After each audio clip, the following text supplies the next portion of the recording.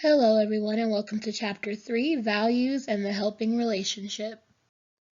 Here are the critical issues to consider for this chapter. So, starting with managing personal values, and then we have value exploration, and we have value imposition. Next is value conflicts, and finally, we have discriminatory referrals.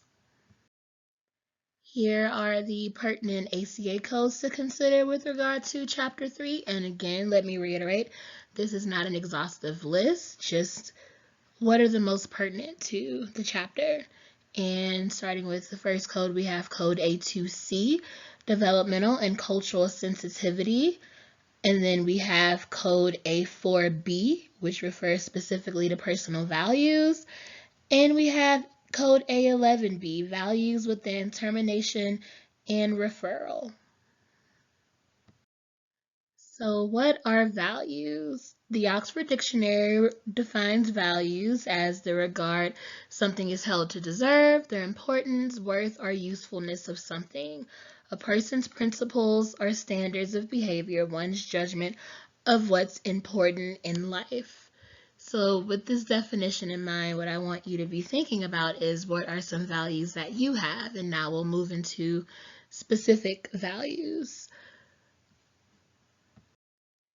Here are some examples of personal values. This list is not exhaustive, and all of these values were chosen at random. They don't mean anything in particular as it relates to this chapter or the subject of values. These were literally chosen from an alphabetical list at random. So things like accountability, honesty, ambition, grace, creativity, integrity, fairness, control, equality, compassion, hard work, justice, things like this are what we mean when we say values, just those core things that kind of dictate who you are. And hopefully this list kind of has your wheels churning about what means a lot to you in terms of values.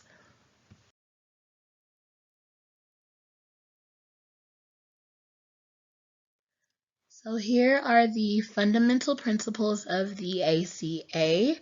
Autonomy, fostering the right to control the direction of one's life. Non-maleficence, avoiding actions that cause harm. Beneficence, working for the good of the individual and society by promoting mental health and well-being. Justice, treating individuals equitably and fostering fairness and equality. Fidelity, honoring commitments and keeping promises, including fulfilling one's responsibilities of trust in professional relationships. Veracity, dealing truthfully with individuals with whom counselors come into professional contact. So these principles are the driving force behind the ACA Code of Ethics and how we are expected to conduct ourselves as counseling professionals. Value exploration. Value exploration is at the heart of why many counselor education programs encourage or require personal therapy for trainees. Personal therapy can provide an opportunity to examine your beliefs and values and to explore your motivations for wanting to share or impose your belief system. So again, we have yet another benefit of personal therapy, which is an opportunity to explore your values. And here are a couple of links to some activities to get you started with your own value exploration.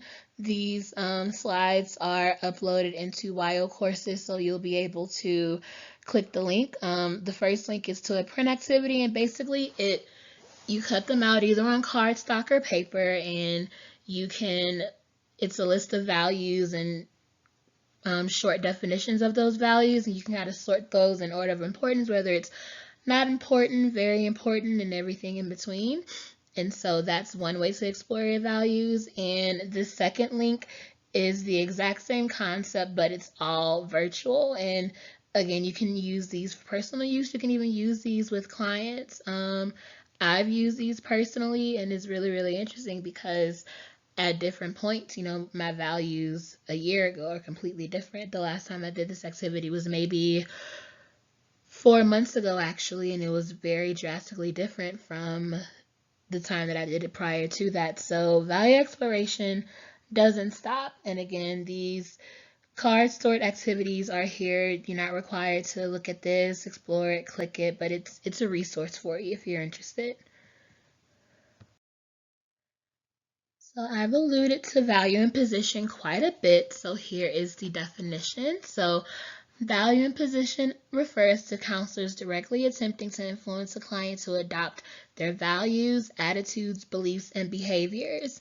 And the imposition of values onto the client by the counselor is an ethical issue in counseling individuals, couples, families, and groups. So in all of your work as a counselor, if you're imposing values, it is a huge, huge, huge ethical issue that should be avoided.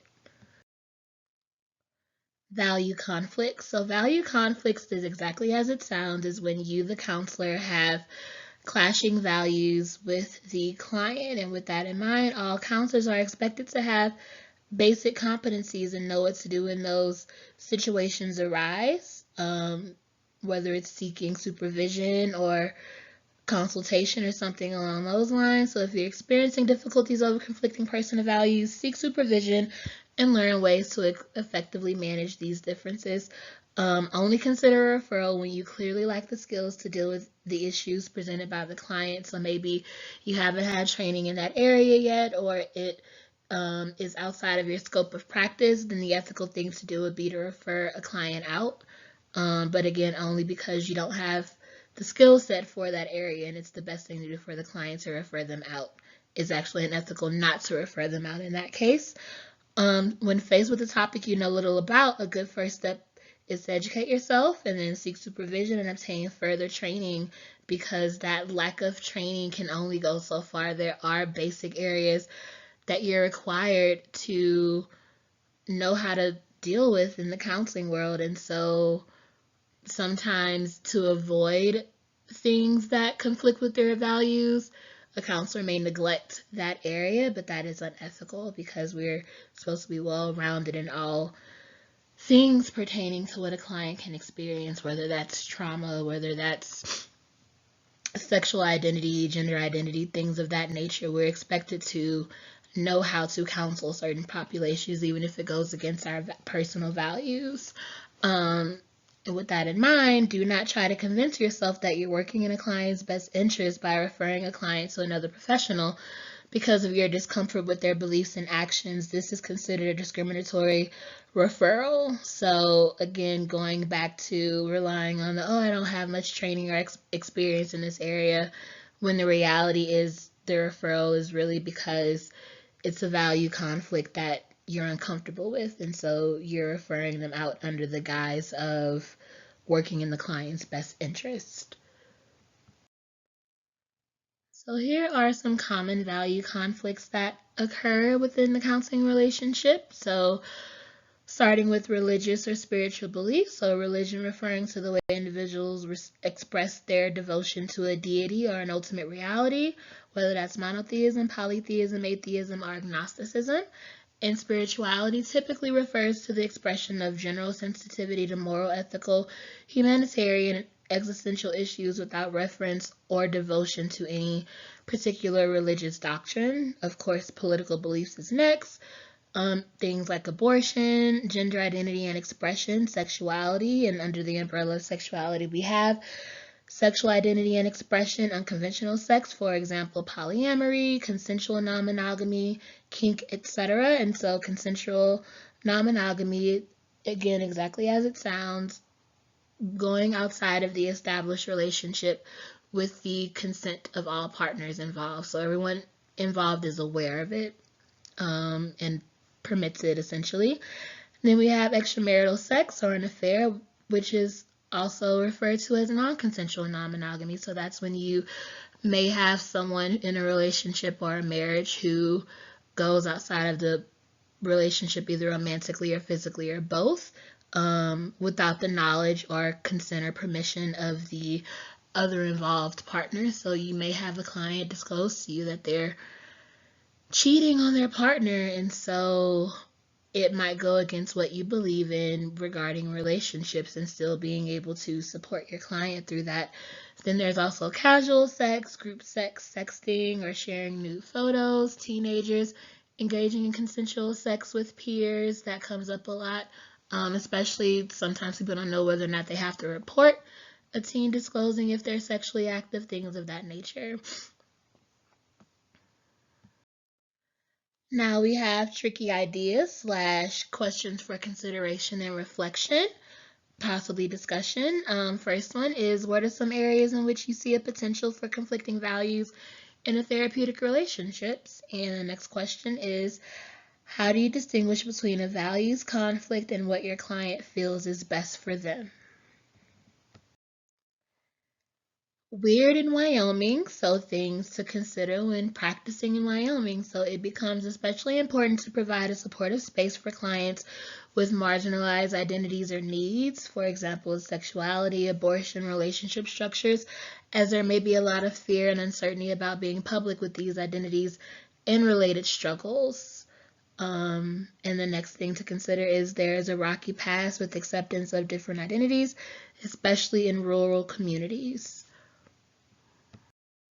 And that concludes chapter 3. Feel free to reach out via email to myself or Amanda if you have any questions or some things you'd like to discuss, or drop in the next Zoom drop-in session. Thank you so much.